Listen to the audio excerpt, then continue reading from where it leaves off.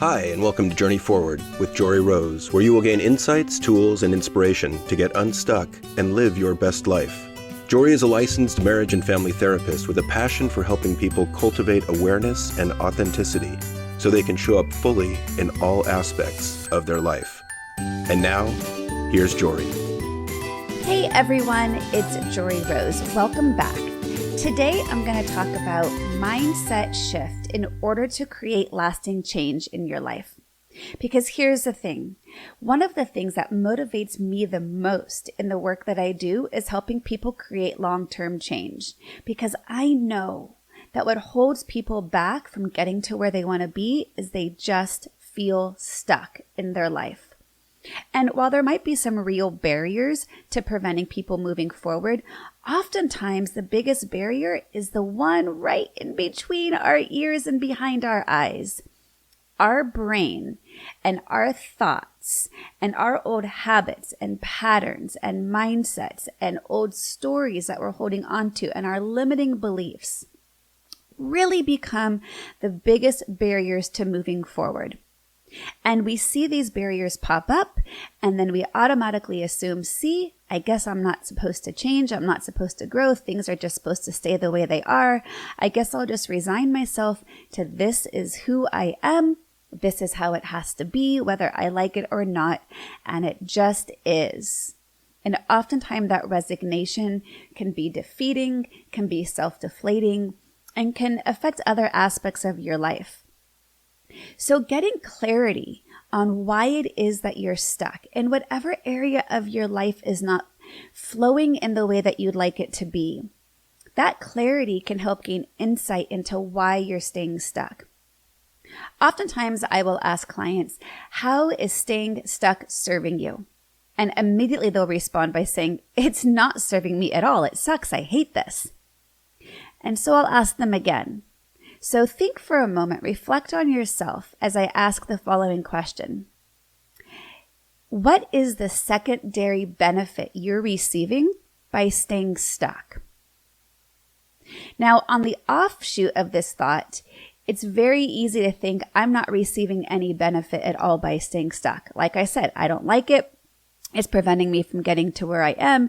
It's keeping me in a place that's not happy or fulfilling, whether it's a job or a relationship or even a home or a city that you live in. And yet, there is a secondary benefit you're gaining by not creating that change. What's the benefit? Well, you know how to do it. You may not like it. It may not be serving your long-term goals. Staying stuck may not be in alignment with your values. Staying stuck may not be in alignment with your mind, body, and soul. It may not be serving your higher needs for growth or spirituality or connection or relationships. And yet, one of the reasons that we stay stuck is because it's familiar. We know how to do it. We don't like it, but at least we know how to do it. This awareness in and of itself can often be enough to begin you on a path towards change. When you realize that it's safe and secure in the realm of things that even cause you challenge, because that safety and security is another value set. So what you're really dealing with often is a competition in values, the value of growth and the value of safety. And I know this to be true for me in my own story. When I was young and the world seemed like a really scary place based on transgenerational trauma in my family, based on certain ways that I was raised, based on my own wiring and my likes and my dislikes, based on my insecurities, I often stayed stuck because it kept me safe. It was familiar. It was comfortable. Because the idea of growing and putting me outside of that safety and comfort zone for the majority of my life until only a few years ago seemed like the better option. The growth and getting into the unknown was really scary until one day it wasn't. I don't know if any of you have heard of the Anai Nin quote, and the day came when the risk to remain tight in a bud was greater than the risk it took to blossom. I read that quote once and it was so incredibly powerful to me because that was so true. Staying stuck was great until it no longer was. And then I had to decide, okay, now what? But part of the now what is the recognition that it's not necessarily the external things that have to change immediately. It's often the internal mindset shift. How we begin relating to our fears, how we begin to relating to our anxieties, how are we relating to the unknown? Because again, the old patterns, the old habits, the way that we related kept us in the same place. So I want to share a couple of things. I'm going to go over a couple of experiences that I had that were really powerful. Hopefully you'll find some inspiration from. I also want to share some tools that I guide others in creating this movement. And I'm going to keep reiterating it. It keeps coming back to mindset. If you think you can't, you're right. And that's really so powerful. And if you ever want to check out any mindset studies, I really encourage you to check out the book, The Upside of Stress by Kelly McGonigal. This is a book in which she talks about how everything she had researched and written about stress, new science told her actually wasn't necessarily the entire story. It wasn't totally true. So rather than the old belief system that stress was bad for you and stress was going to kill you, the new science around stress really says how you think about stress affects how stress affects you. And to prove this point, the majority of the book goes through a set of mindset studies. One of my favorite ones I'm going to give you a short overview of because this just shows just how powerful our thoughts are in our outcome. And if we're wanting to create change, the first place we got to look at what are our thoughts about this. So one of the studies, I believe it was done in the early 90s, was done with a set of overweight hotel maids. And they had divided them up into two groups. There was a test group and a control group.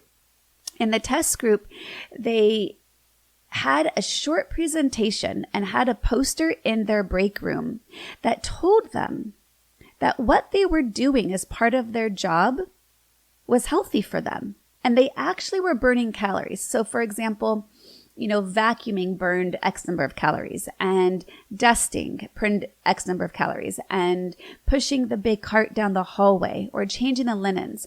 So there was a breakdown on how many calories they were burning by simply doing the tasks that they were already doing. And the belief system that these things were good for them,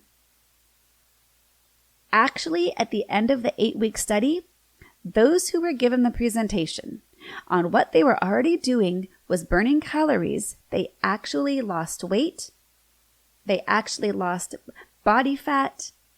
I mean, isn't that amazing that doing what you're already doing, but shifting how you're thinking about it actually produces physical outcome? So I could probably do an entire episode just on that one particular topic, but I'm going to kind of put it into some greater context. So once you recognize that staying stuck is serving your ability to want to stay safe and secure and familiar, there's another area in which staying stuck is helpful, is because oftentimes not changing keeps us connected to those around us. And so again, this can, our mindset can be checked with this idea, because if we believe, if I grow or if I change, it's going to negatively affect my relationships, or perhaps my family of origin will feel like I'm betraying our family story by doing something different than the way my other siblings or my parents did before me. So if that's what's coming up for you, what a great opportunity to get curious and decide whether or not you want to believe that thought. So once you've decided that you can see where perhaps the way you've thought about change, or perhaps recognizing that staying stuck was serving certain values of yours, familiarity, safety, security, family, the known, we then have to enter into the unknown and get curious about what is your mindset towards the unknown. Well, for me, I used to believe the unknown was a big, scary, vast pool of darkness where fear and anxiety resided.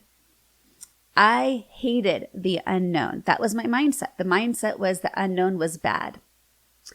Well, a powerful experience that I had, I don't know, maybe 5, 6, 7 years ago. Actually, I guess it was a little bit longer than that. It might have been closer to 8 years ago. I was at a women's conference, and some of you I may have mentioned this before in other episodes, but I think it's worth repeating now. I was at a women's conference, and there's about 200 women in the room, and a motivational speaker was up on stage. And she said she was going to, at random, pull a name out of a hat. And whosever name she pulled, that woman was going to come up on stage and speak for 2 minutes. Well, you heard this collective groan across the room. And she said, wow, I'm noticing, I saw that reaction. What are you guys feeling right now? And people just started shouting out their responses. My heart is racing. I'm starting to sweat. My mind is spinning. I don't know what I'm going to do if I get caught up. What am I going to say? I'm so embarrassed. I'm not a public speaker. I don't know how to do this. I don't like this. Why am I even here? All of this anxiety was what people were expressing. And then she said, wow, that's a lot that's going on for you. What are you noticing in your body? And she brought the awareness into the sensations in the body. The racing heart, the sweaty palms, the pit in the stomach, the tightness in the chest, the throat constriction. And then she said, everything you're noticing is simply energy moving in your body.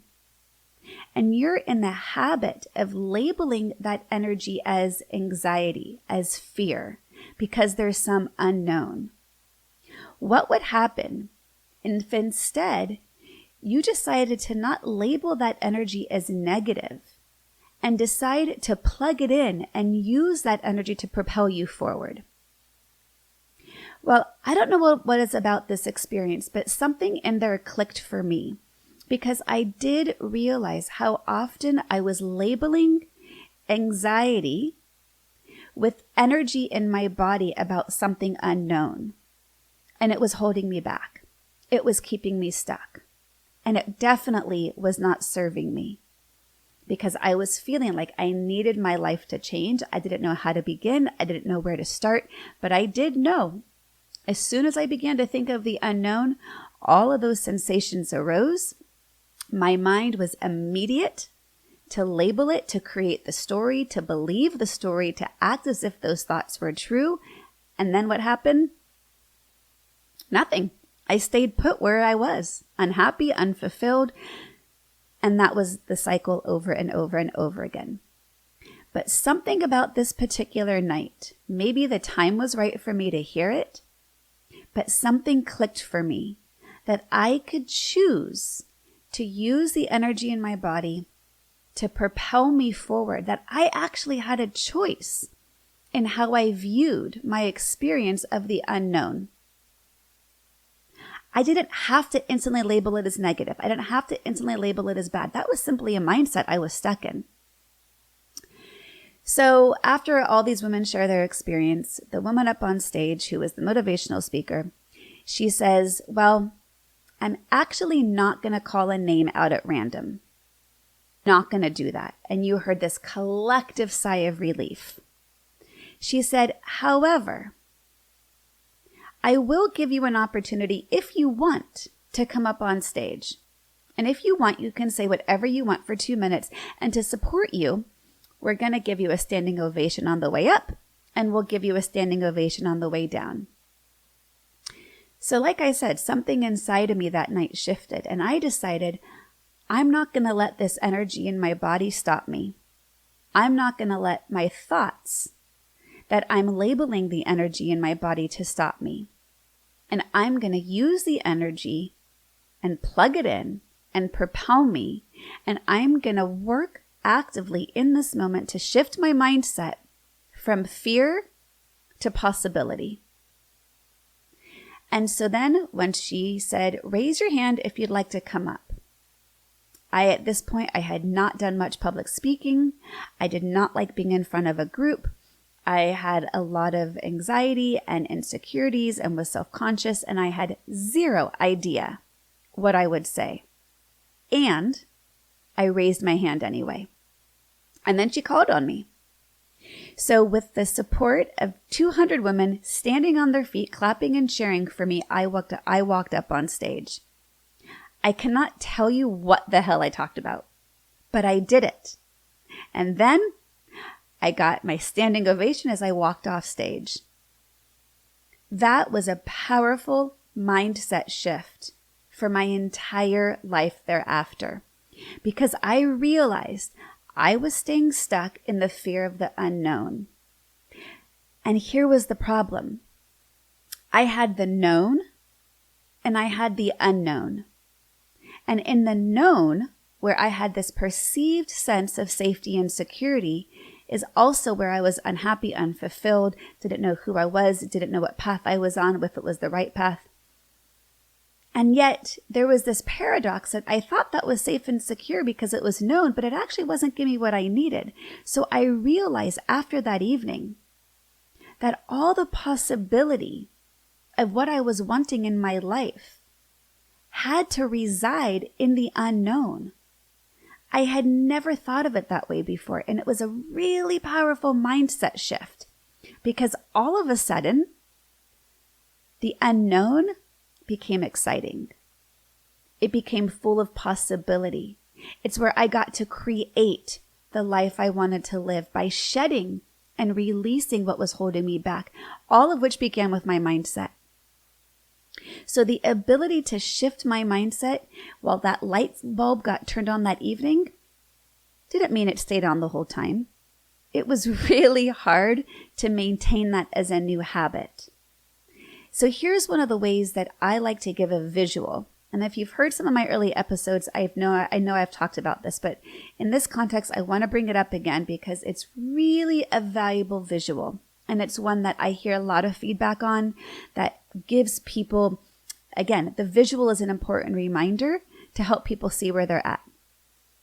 So imagine you're standing in front of a big snowy field. And there is only one path across the snow. And this path is so well established that the snow embankments on either side are like 10 feet high. So anytime you approach this field, the only way to get across easily is that one path. But here's the problem. You don't like where that path takes you, but you keep traveling it because it's familiar. It's well established. Even though you don't like where it goes, you know how to do it. However, once you begin to have the awareness that this pattern is not serving you any longer, you can make the conscious choice to start a new pathway, which at first is going to be really, really hard because footprints starting off in a snowy field is not easy. You're going to sink down. It's going to be cold. It's going to be wet. You're going to be dredging along saying, why am I doing this? This sucks. This is hard. There's an easier path over there. And when you remember that the easier path is not necessarily the one that serves you, you'll continue to take those footsteps forward. The more you consciously choose to walk the new path, those footsteps over time become a well-established pathway, taking you where you want to be. So every time you approach this snowy field and you consciously create the choice where you're walking the new path, and that path becomes well-established, therefore becoming easier to travel, keeping you in alignment to the growth and change you're working towards, guess what happens to the other path? It gets snowed over. So the reason I love this visual of the snowy field is because it's actually an accurate description of what happens in our brain with neuroplasticity, which is the idea that we can rewire our brains to new habits and new patterns. It's possible. Now, if in the beginning when I said, what are your mindsets towards change? If you were to say it's not possible, I'm just stuck. This is who I am. This is my life. This is the hand I was dealt with. It is what it is. Sucks to be me. Others can create the life they want, but not me. Well, I hate to say it, and I say this with a lot of love and compassion, but with that mindset, you're going to continue to keep traveling down the path that's not serving you.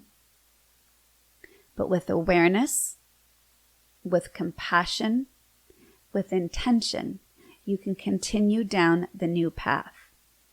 And with the mindset shift that the future unknown is where what you're seeking resides, it'll keep you motivated to keep walking down that path.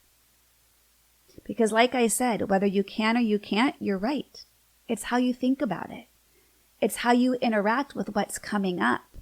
How are you getting stuck in old patterns, or how are you consciously creating the life that you want to live? Now, I didn't say any of this was easy, but I am saying that it's possible. And so a couple of the things that keep us stuck is a lot of worry. Well, I want to share a story with you, 100% true story that was one of my very many spiritual universe has my back, the signs that I just couldn't ignore anymore, where I opened up myself to the universe saying, universe, help me out. Show me some signs to let me know I'm on the right path. And let me tell you, the universe delivered. So one of them was one evening, I don't know, probably 10 years ago. I was just getting into mindfulness practice, so I was in the habit of ordering a lot of new books. And one evening, I went to a little cafe to go read because it was something I would do at night to get some alone time, some time to myself out of the house once the kids were asleep. And it was a mindful eating book. And I opened up this brand new book, and inside were handwritten words written in pencil. Now, I know for certain I did not order a used book. I only like to get new books because I write so much in them. Well, I couldn't believe what was written inside this book. And as I read the words, not only did I look around thinking, okay, I must be on candid camera. Someone set me up here because I felt like this was a direct message to me. But these words also became a mantra of mine that for many, many years I would repeat over and over and over again to help keep me in alignment with the mindset that the future unknown was where possibility resided. So here were the words. Wait to worry. Live in the present. Breathe. Just repeat that to yourself for a second. Wait to worry. Live in the present and breathe. This literally was one of the many things that changed my life, because anytime I would get stuck with an outdated mindset, allowing the fear and anxiety and the labeling the sensations in my body as negative, and when I would see them as roadblocks versus speed bumps, I would repeat these words to myself. Wait to worry, live in the present, and breathe. I did not have to anticipate all the things that could go wrong, because if I anticipated them, I would believe it and I would stay stuck. If I waited to worry, then I could just see perhaps maybe nothing's going to go wrong, or perhaps maybe I can rely on some resources or strengths that I didn't realize I had. Wait to worry. It's a powerful, powerful statement. So I invite you to borrow this anytime that you are finding yourself getting overwhelmed, flooded, anxious, fearful about creating change. There's another thing I want to talk about in creating change, and this has to do with taking a spiritual bypass. Oftentimes we struggle because we don't want to do the hard work, but we want the positive outcome. Taking the spiritual bypass is doing just that. It's bypassing the work to receive the positive benefits. Here is the problem. True growth actually requires you to do the hard work, facing the fears, sitting with the difficult parts of our past or the difficult parts of our present, being able to make hard choices, perhaps fearing letting people down, having relationships shift and not know how it's going to turn out. But this is why the lotus flower is a symbol for meditation. because the lotus only grows in the mud. So we've got to go through the mud. We've got to be in the mud to have our beauty and growth that we're seeking to find. If you just want the flower without the mud, it doesn't work. And you're just doing the spiritual bypass. It's kind of taking the easy way out. And while it may, get you to where you want to be, it may not be the ability for you to get there that will create lasting change. It may only be more temporary. So I want to read you a quote that I have a booklet, which you guys, I'll put in the show notes you can download. It's a little e-booklet that I created actually as a practice and tool for parents and kids to have a joint mindfulness practice. And it's called Take a Mindful Minute. And each page is just a series and set of practices that can become mantras, that can become focuses of something intentional you do to stay mindful in your awareness and your presence and your actions. But one of the quotes that I have in here is, "The only one you have power over and the highest duty to is your future self." And the reason I want to share this now is because some of the mindsets that we have that keep us stuck might relate to our fears or our anxieties or the belief that our growth is going to hurt others, is letting other people down. And yes, there's a lot of pain in growth. My therapist used to tell me, birth is painful and so is rebirth. And yet living inauthentically, I think, is one of the worst pains we can have. And so many of us, especially women, and if you haven't read the Glennon Doyle book, Untamed, I highly encourage you to check it out. This is the entire focus of her book. Especially women, we stay stuck because we believe that we are in duty to the people around us to not change things. And in doing so, we are often dying a slow death as our soul slowly starts to burn out if we're not being authentic. So if you think about that staying stuck serves the relationships, perhaps you're in a marriage that you're unhappy in, but you're afraid of what it's going to do to your kids. Yes, it's going to be hard. I'm not saying that's easy. And I do believe that by you showing up authentically is the better lesson to teach your kids about how you'd want them to live their life than if you just stayed safe in the known, even though it wasn't authentically where you needed or wanted to be. Then you are not showing up as the best self for the people in your family. And I'm not pro-divorce, and this is even all about divorce. I'm not pro-divorce, but I am pro-happiness.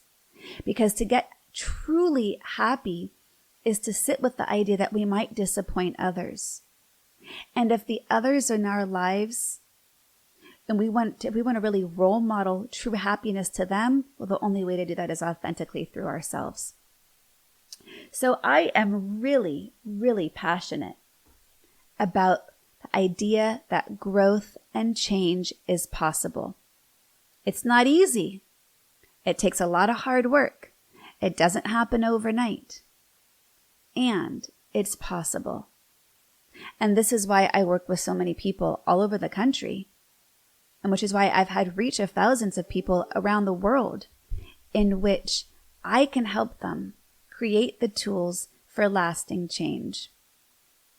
So if this is something you're wanting to connect with, check out the show notes. I'm going to be creating an amazing offer soon if you want some guidance and some tools and some community and resources and support. And especially right now, times are hard. It is not easy in the times that we're in. And that doesn't mean we have to stay stuck, even though the times around us are difficult. And it often begins with your mindset. So take a few moments after this episode, and I encourage you to just sit with what came up for you. Maybe even do a little bit of journaling. Just notice with self-compassion rather than judgment what's arising. And if you're needing to get unstuck and you just don't know how or don't think it's possible, well, I'm here for you. That is what the journey forward is all about. Even if it is a 1% shift, it's forward movement. Thanks so much for tuning in today, you guys. I love having the platform and the community and the resources to share and guide and teach and to share my experiences. I wish I had someone reminding me that it's possible. I didn't know that for a really long time. So thanks again for tuning in, and check out the show notes for some more resources. You can download the e-booklet, and I look forward to connecting with you again soon. Be well. To continue your journey forward, find Jory Rose on Facebook and Instagram to become part of her growing community. You can also gain access to her meditations, books, online classes, or to sign up for an upcoming retreat, visit her at joryrose.com. That's JOREEROSE.com.